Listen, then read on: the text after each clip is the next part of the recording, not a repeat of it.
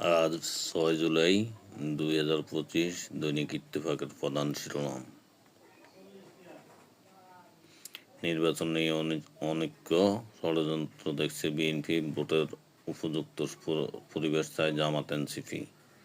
ওড়না কেড়ে নিয়ে হাত বেঁধে ঝুলিয়ে রাখত আর বলতো এখন পর্দা ছুটে গেছে।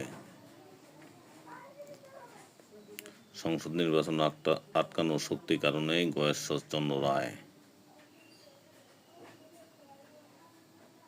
তানভীরের ফাইবারে শ্রীলঙ্কাকে হারালো বাংলাদেশ।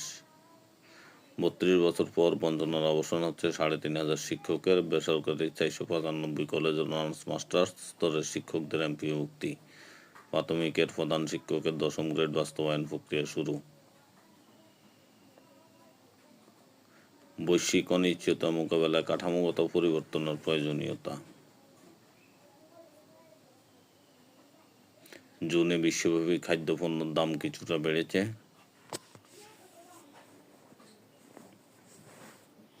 ডাকসুতে বিপিজিএস পদে আলোচনায় যারা। কাঁচা পাট ও পাট পণ্য রপ্তানিতে আগের মাসুলই বহাল। ১০ জনের একটা দল, সেখানে যৌন হয়রানি, রুমিন ফারহানা।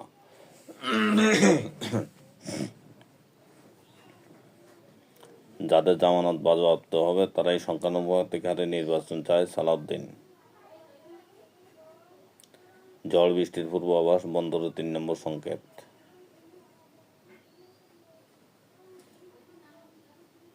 ঢাকায় আইএসের মালয়েশিয়া নেটওয়ার্কের খোঁজে গোয়েন্দারা।